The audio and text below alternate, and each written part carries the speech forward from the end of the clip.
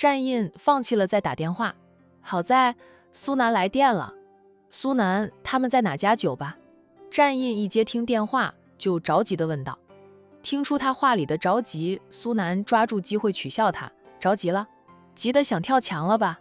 急得想马上回来了吧？苏南，嘿，这个时候还有心思取笑他？战印是急得恨不能变成孙悟空，一个跟斗云就回到了馆城。苏南呵呵的笑，机会难得，机会难得呀。也就是嫂夫人才有这个本事，让你急得跳脚又无可奈何的样子。战印一向是泰山崩于前都变色的，哎，想看到他着急到跳脚的样子呢，真的是机会难得。他们在池号酒吧是半个小时前才到的，除了沈小军陪着，还有沈小军的亲弟弟。闻言，战印眉头紧锁，沈小军的亲弟弟多大了？沈小军咋那么多的弟弟？张念生虽说是他的表弟，但也是弟啊，就是因为他和海童是好友，张念生才会认识海童，才会对海童痴迷不已。战印怕是又来一个情敌，比沈小军小个3、4岁吧，反正成年了的。你问沈小军的弟弟多大干嘛？这种事情该我关注才对，我可以讨好他弟弟，走走小舅子路线。哦，我明白了，你是因为张念生吧，所以对沈小军的弟弟们特别的敏感。战印没好气的道，你没有情敌，体会不到我的感受。苏南，你这话说的，让他不知道该怎么接话了。池号酒吧的老板，我记得好像是你们家少主吧？酒吧是个鱼龙混杂的地方，但打听消息很快。是我哥名下的产业之一，所以我才能火速的查到总裁夫人在那里卖醉。我顺便算了算啊，嫂夫人现在已经喝了3、4、5、6杯酒吧，她酒量怎么样？能不能千杯不醉啊？战印沉声说道。我马上回去了，然后就挂了苏南的电话。苏南看着被挂断电话的手机，笑着自言自语，我算是看到了战印急跳脚的样子了。那把手机往裤兜里一塞，苏南抄起自己的车钥匙，出门前往池号酒吧，就去偶遇一下沈小军，看看能不能捞个送美女回家的机会。池号酒吧，我喝了几杯。海童数着空杯子，小军，我感觉我还能再喝几杯，奇怪，我平时喝2瓶啤酒都能睡得像猪一样沉了，今晚喝了好几杯还没有醉的。醉了好呀，醉了我就能一觉睡到天亮了。小军，你帮我点的这种酒是不是假酒呀？沈小军，池号酒吧是馆城最大最高级的酒吧了，你看看来这里消费的人都是有一定的社会地位的，一般人进来还消费不起呢，怎么可能卖假酒啊？你呀是心思重了呀。这种酒是后劲足的，前面喝着觉得没事儿，到后面酒劲发挥出来了，你呀能睡到明天下午才醒来。不过你别再喝了，再喝明天让你姐知道，能把你骂得狗血淋头。姐妹俩感情好是感情好，海童要是做了错事，当姐姐的事会把她骂得狗血淋头。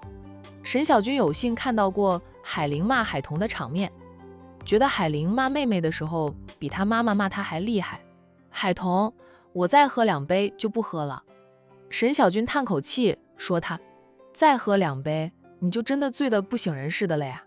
我现在还清醒的肯，再喝2杯也不会醉。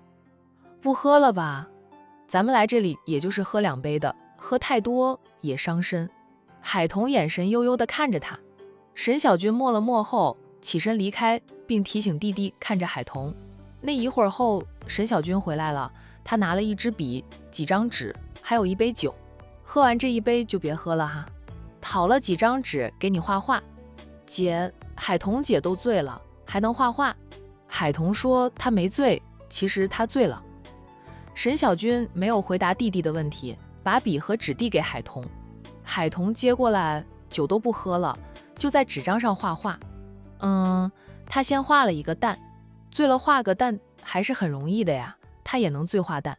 海童画了个蛋后，又在蛋的前面画了弧，他特意在弧面上同一个地方画了很多圈圈，圈圈直卷到弧底，最后他就在湖水前面的空地方画人物。沈小弟看得惊奇极了，姐，海彤姐是不是喝醉后就喜欢画画？沈小军点头，他心里想骂人，但骂不出来。给他笔和纸，他把那股气发泄出来了就好了。这么奇怪的人都有。哎，亏得姐姐能理解海彤姐啊，换成是她绝对理解不了。画人物的时候，海彤画的可认真了，沈小军都不用凑近前去看，也能猜到海彤在画站印。沈小弟纯粹就是好奇啊，一直看着海彤画画。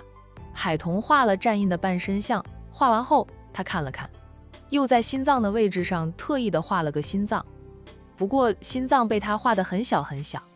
放下笔，他端起了那杯未喝过的酒，一边欣赏着自己的画作，一边喝着那杯酒，觉得自己画的人物啊，总算像了以往呢他画人物画得不太好的。沈小军拿起了那张画来看，夸赞地道：“彤彤，你画人物总算有了突破，战先生被你画得惟妙惟肖。那冰冷的眼神啊，冷峻的面容太像了，简直就像是对着他拍照一样。”心里却明白，好友对站印是真的动了心，才能把站印画得那么像。姐，海彤姐画的是湖还是河？哎，那么多圈圈是什么意思啊？沈小军偏头看着自家弟弟，你什么眼神呀？是湖是河看不出来？你海彤姐画得那么好，你居然分辨不出来？平时不要玩那么多游戏，伤眼睛。明天叫妈煲点猪肝枸杞椰汤给你喝，清肝明目。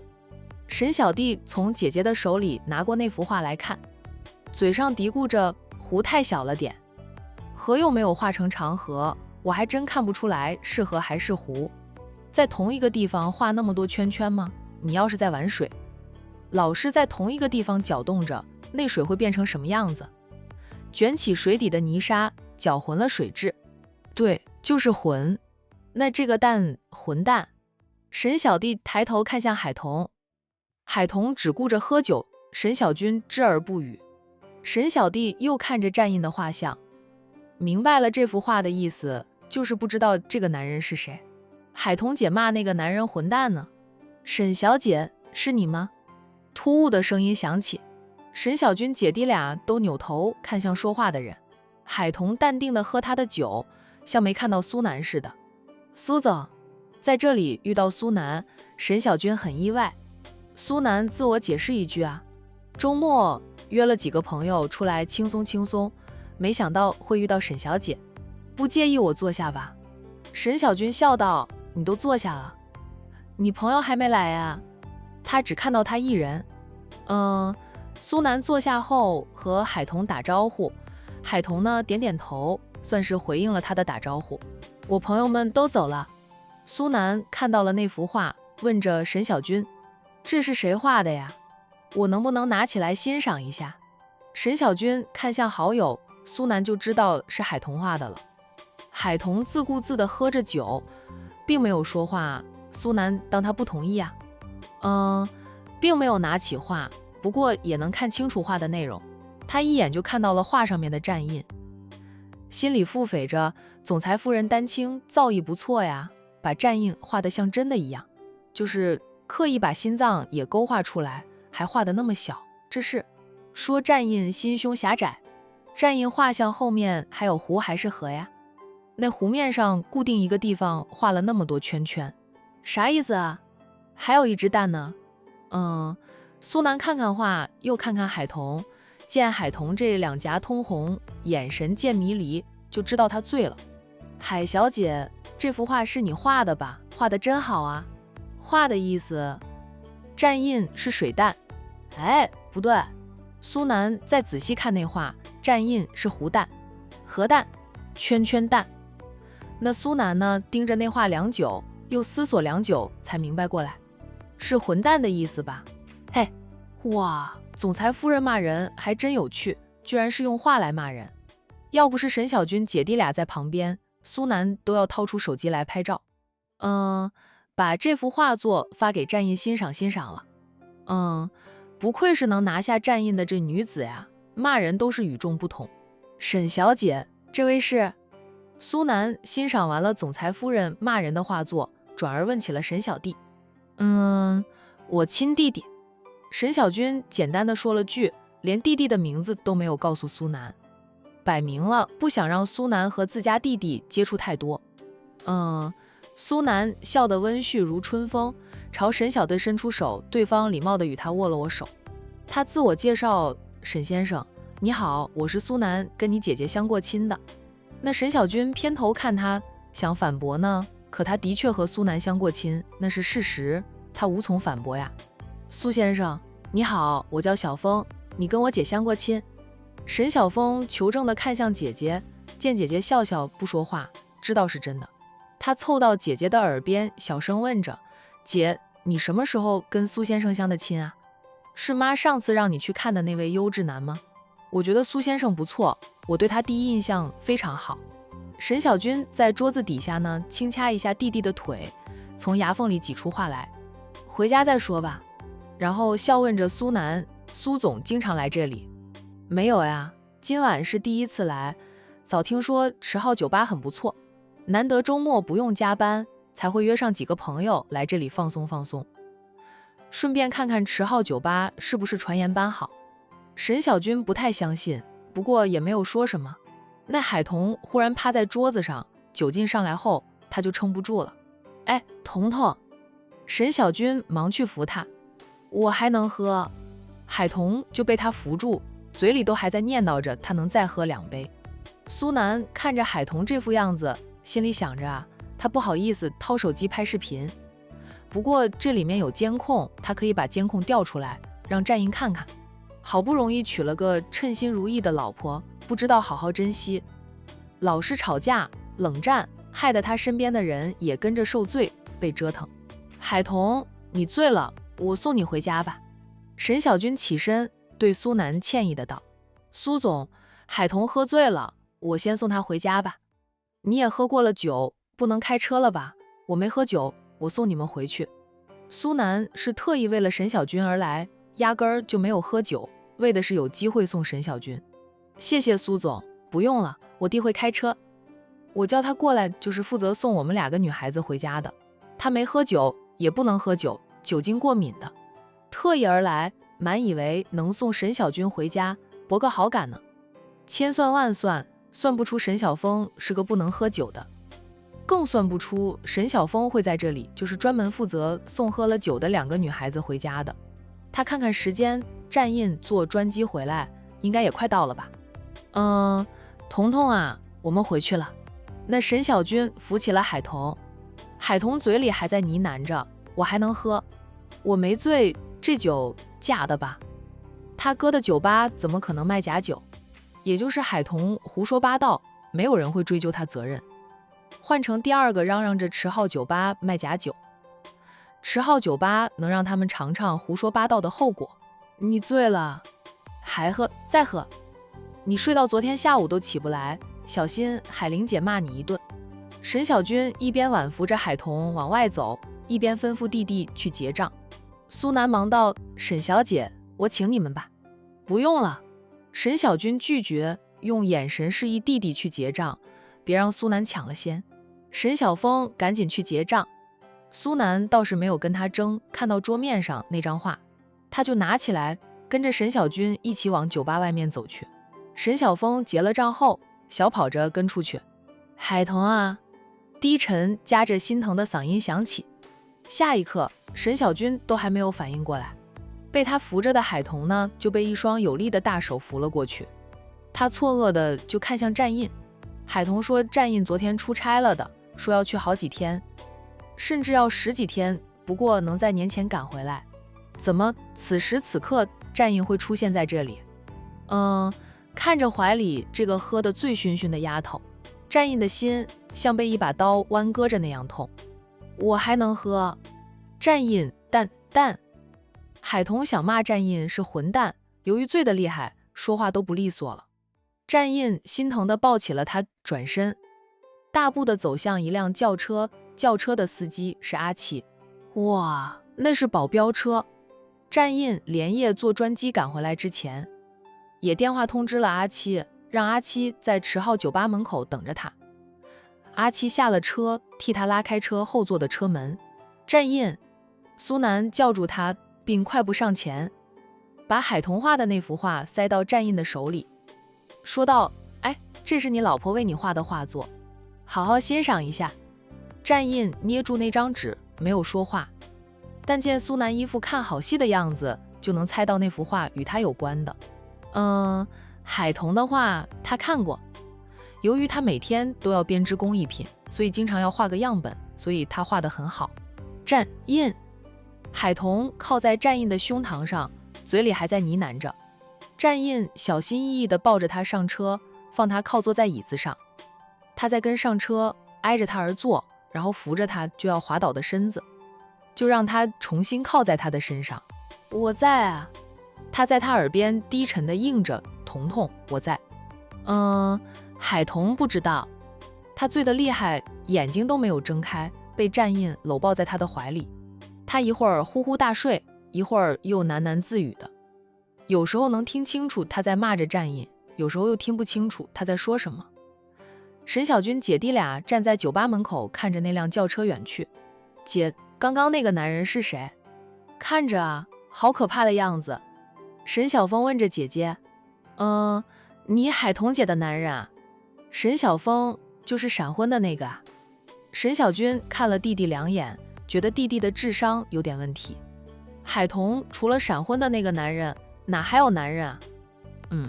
不知道被亲姐怀疑智商有问题的沈小峰留意到苏南直勾勾地看着姐姐，他凑到姐姐的耳边小声说道：“姐，我觉得苏先生比海童姐的男人要好很多，瞧着很舒服啊。”海童的闪婚男人太可怕了，那表情啊，那眼神呀，都很吓人。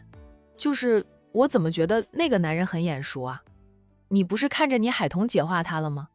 沈小峰摸摸鼻子，嘿嘿的笑。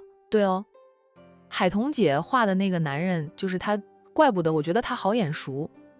那沈小军都不想和弟弟说话了，他对苏南说道：“苏总，我们先走。”好的，小峰，你开车慢点。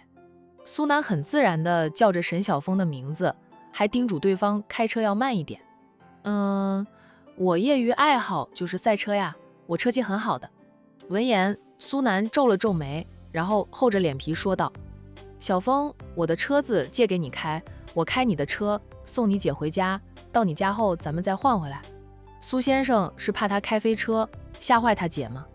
苏总真的不用了，那我弟虽说业余爱好是赛车，但开车很稳的，不会飙车，我在旁边看着呢。沈小军拒绝让苏南送他回家，沈小峰也连忙说道：“苏先生，我保证平安的把我姐带回家。你要是担心呢，你给我你的联系方式，到家后我给你发信息，免得你担心。最主要是看扁他的车技，认为他不能平安的带姐姐回家。”沈小峰可不想被苏南看扁了。小峰，沈小军低叫一声，弟弟居然向苏南讨要联系方式啊！这小子对苏南印象非常好，要是私底下和苏南联系，说不定会把他这个亲姐给卖了。苏南掏出手机来，俊脸上满是笑意。还是小峰想得周到，咱们来个微信互加吧，我跟小峰是一见如故，以后有空咱哥们俩一起吃饭。沈小峰笑嘻嘻地拿出他的手机，与苏南来了个互加微信，然后对苏南说道：“苏先生，那我们先走了，再见，改天请你吃饭。”哇，好啊好啊！沈小峰乐不可支的，被姐姐一瞪，他又摸摸鼻子，赶紧上车了。苏南站在原地，目送着姐弟俩离去。走远后呢，沈小军就说：“弟弟，你知道苏南是什么身份吗？”就还自来熟的跟他称兄道弟，互加微信。我管他是谁，只要他跟姐相过亲，我看他对姐也有意思就行了。那沈小军一脸黑线，你这是盼着把你姐我扫地出门是吧？姐，你弟我没太大的本事，月收入才7、8千元，养不了你一辈子呢，只能盼着你找张长期饭票，我压力轻一点。要不是弟弟在开车，沈小军都想一脚踹过去了。臭小子，姐要你养了，你姐我的收入比你高多了。我跟妈说过，你要是嫁不出去，我就养你一辈子的。哎，让妈和姑姑不要老催你了。所以，哇，我压力大呀。沈小军是又感动又好笑，咱们家那么多房子铺子收租，还养不起我，那是爸妈的财产呀，又不是我的。不过以后爸妈分家产的时候啊，那我可以叫爸妈多分一点给你，让你就算当老姑婆，也是最有钱的那个老姑婆。姐，苏总是什么身份？他跟海彤姐的男人是认识的，战氏集团的苏总，你网上搜一下就知道他是什么身份地位了。总之，你别跟他哥们的。你姐我和他也就相了一回亲，还没有发展起来的。海彤的丈夫和苏总是同一家公司上班的，属于同事关系。沈晓峰边开着车边说道，那就是个真正的优质男了。回家后我就跟妈说，让我妈不用为你的婚事愁白了头发。苏总这样的真正优质男，姐要是看不上，那我真要做好准备养姐一辈子了。那沈小军失笑，行了，我对苏南印象也不差，我和他之间顺其自然吧。用弟弟的话说，苏南是个真正的优质男，他要是连苏南都不喜欢，估计就只能当老姑婆了。苏南要是请你吃饭，你能聚就聚了，人家工作很忙的，别占用他的时间。再忙也要吃饭呀，他不请我吃饭，他每天也是要吃饭的啊，不能说我占用他的时间。再说了，他请我吃饭，我不去的话，怎么了解他，怎么替姐考察他的人品？有时候男人的劣根性只会在男人面前暴露出来。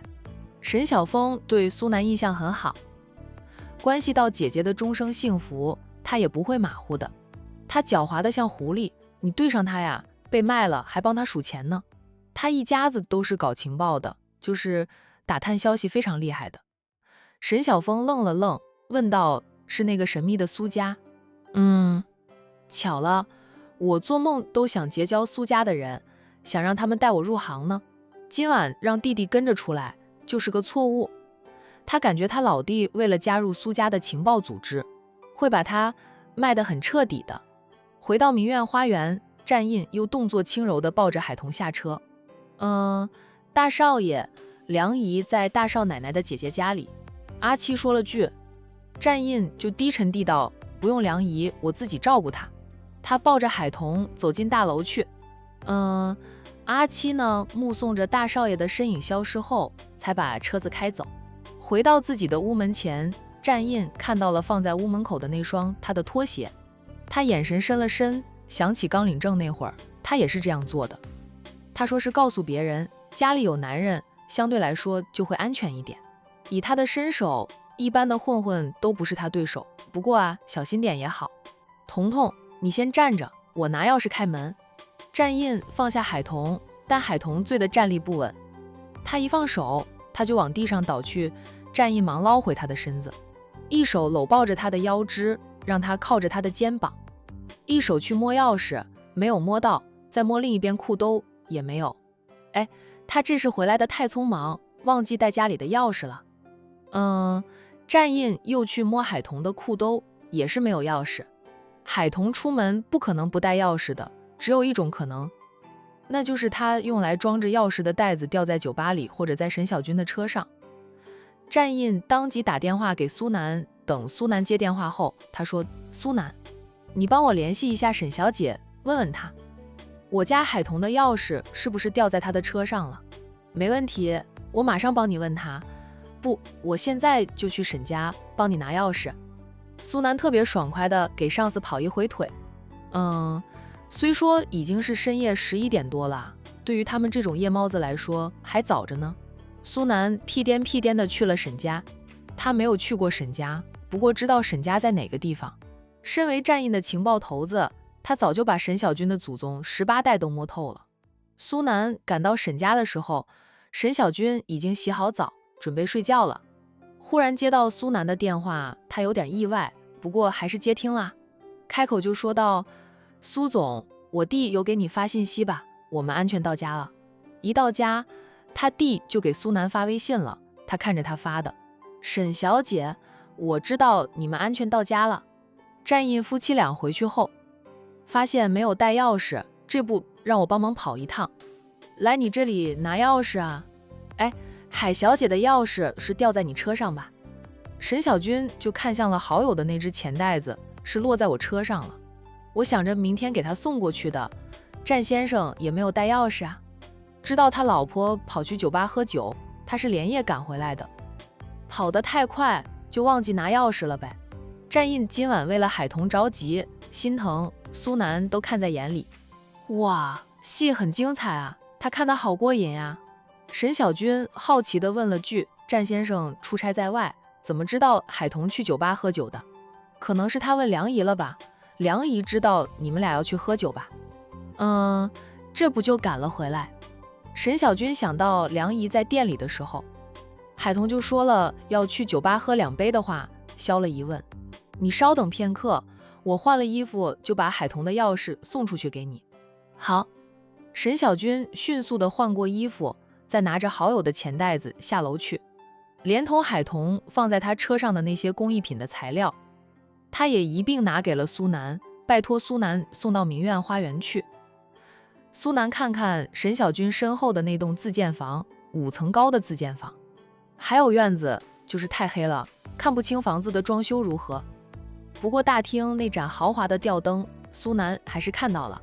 那沈家的装修必定是豪华的，这丫头还老是说不想嫁豪门，其实呢，她家也算得上是豪门了，只是沈家人低调务实，身家不菲，也依旧过着普通人的生活。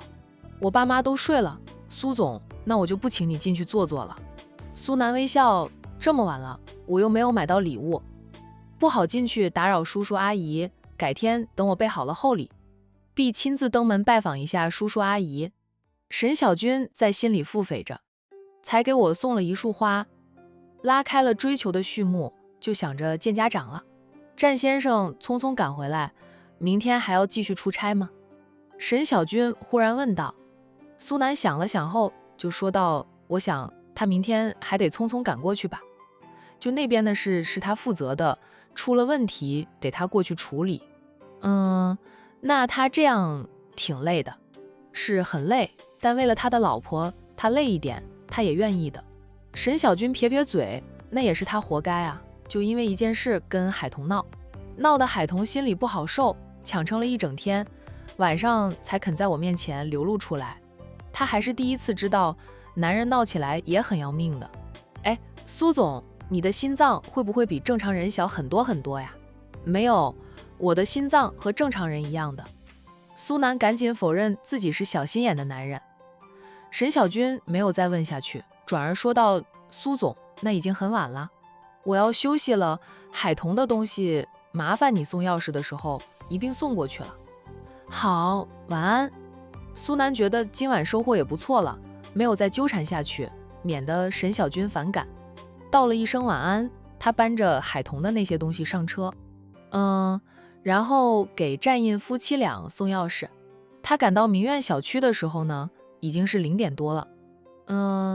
按照战印说的，他上了8楼，找到了战印的房子，看到战印福抱着海童靠在墙上，海童很难受的样子。这是什么东西啊？战印蹙眉问着好友。苏南放下那一大箱子的东西后，从海童的钱包拿出房子的钥匙，开了屋门，再帮忙把箱子搬进屋里去。这是你家海童编织工艺品的材料及工具，沈小姐托我一起送过来的。战印不说话了。战印，我看你老婆很难受的样子，可能想吐了，你扶她进洗手间去。苏南话没有说完，海童就吐了，虽没有吐了战印一身，但地面被弄脏了，战印的衣袖也被弄脏。苏南，我不知道我的嘴巴开过光，说的那么准，话音都未落地，海童就吐。战印绷着俊脸不理他，只顾着扶住海童，让他吐完了，吐舒服了，他才扶住海童走到沙发前，放他躺下。战印，你老婆你伺候吧，我先走了。苏南帮不上忙，又觉得恶心反胃，赶紧溜了。溜出来后，苏南自言自语，略有洁癖的人，被吐脏了衣服，没有第一时间把人推开，这得有多爱才能容忍呀？啥都不说了，他苏南依旧是总裁夫人的忠实粉丝，对总裁夫人佩服得五体投地。屋里面的战印先脱掉了自己的外套，扔在地上，然后再动手脱掉海童的外套，也一并扔在地上。等会儿他再收拾清扫吧。先把这个醉醺醺的小女人抱回房里再说。战印吐了一回的海童，不知道是吐清醒了，那还是舒服点了，嘴里又开始嘀嘀咕咕。被战印抱起时，他忽然大声叫着战印：“我在啊！”战印柔声应着，抱他进了他的房间。一进去就发现了不一样，属于他的东西都没有了。他这是一气之下搬回了他房里住。战印站在房门口静默了几分钟，最终是把海童抱回了他的房间。战印，你是个混蛋，我不想喜欢你了，我要讨厌你。海童就被他放躺在床上了，还在嚷嚷着要讨厌他，不想喜欢他。小气鬼！战印看着他片刻，俯下身去，在他的耳边轻轻说道：“童童，对不起，是我错了。”海童没有回应他，他就暗叹一口气，起身走开，帮他拿来了干净的衣服放在床上。他站在床前，居高临下的看着他好一会儿，才坐下，然后伸手去脱他的衣服。饱受折磨后，战印才帮海童换上干净的衣服。随即呢，他就回到自己的房间，赶紧洗了个冷水澡。大冷的天老是洗冷水澡，亏得他身体好，否则早就冷感冒了。半个小时后，战印重新坐在了海童的床沿上。海童就没有再折腾，睡着了，但他眼角有泪，脸上也有未干的泪痕。战印伸手轻轻地拭去他眼角的泪，那点点湿意如火一般，灼痛了他的心。他俯下身去，轻轻地亲吻着他的脸，亲吻他的眼，悔恨的道：“童童，对不起，这一次是我反应过于激烈，惹你生气了。你骂我也骂得对，我是混蛋，我是个小气鬼，我都还瞒着你很多事，却想让你事事都告诉我。我总是以我自己为中心，没有替你想一想。是我错了，是我不好，我让你生气，让你落泪了。童童，我唯一瞒着你的事就是我的身份了。其实呢，我不是打工的，我是你吃了几次瓜的首富战家的大少爷，是战氏集团的当家总裁。”战印在海童耳边轻轻地剖白自己的身份，向他道歉。可惜海童醉得厉害，此刻睡得很沉。他说的话，他一句都没有听进去。你救过我奶奶，我怀疑过我奶奶是故意出事让你救的，但我没有证据，我不好去质疑我奶奶，怕她老人家知道了骂我。你可能不知道吧，我奶奶年轻时是很厉害的，我又是在她老人家身边长大，所以我不好质疑她老人家。她很喜欢你，老是唠叨着要我娶你为妻，软硬兼施的。那时候我怀疑你是个心机女，和你领证后，我不想让你知道我的真实身份，想考察一下你的人品，所以就瞒着你，瞒到现在，我却怕了。婚后我还老是防着你，质疑你，还让你签了为期半年的协议，协议对你诸多约束，我承认我好混蛋，只考虑到自己的利益，不曾替你考虑过。你骂我混蛋，我是真混蛋。童童，对不起啊。战印在他的唇上轻轻地亲了亲，俊脸上满是心疼。童童，我保证以后不会再这样了，我会学着去理解你，学着去沟通，学着信任你。你是第一次为人妻，我也是第一次为人夫，我们都没有经验，所以我们一起学习，一起努力，一起前行，好吗？战印在海童耳边唠唠叨叨了很多，说着说着呢，他就倒在了海童的身边睡着了。这一次呀，夫妻俩呢，谁也不好过。海童跑到酒吧买醉了，战印通宵工作，吃不好，也没有休息好。知道海童跑去酒吧买醉后，他更是撇下一切，连夜赶回来，又饿又困又累。用梁姨劝他的话说，夫妻之间是要相互信任，相互体谅才能长久的。战印醒得比海童早，他醒来时已经是清晨7点多，记起大厅还没有收拾。战印在海童的脸上亲了亲后，就赶紧起来出去搞卫生，把大厅清扫干净，又拖了几遍啊。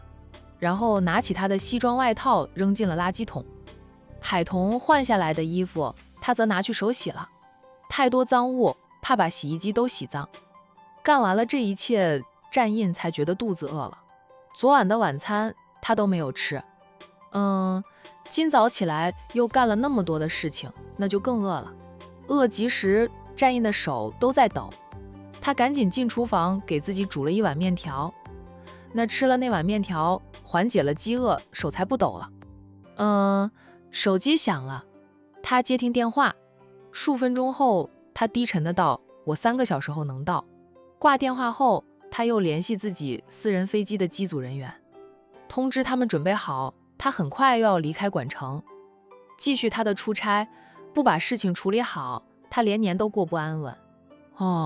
对了，他还得挤2天时间去一趟 A 市参加婚礼。希望年28能赶回来，带着海童回老宅过年吧。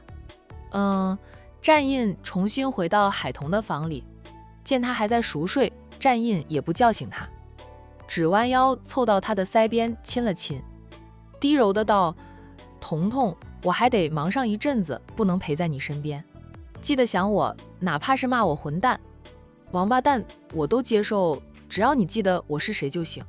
等会儿我让梁姨回来，给你做吃的，让你醒来就能吃上。”说完后，战印站直身子，深深地看了海童好一会儿，才转身走出去，然后就给梁姨发了信息。数分钟后，他准备出门时，不经意看到飘落在沙发角落里的那幅画。战印想起了昨晚苏南把那幅画塞给他时，跟他说那是海童画的，让他好好的欣赏一下。他走过去捡起了那张纸，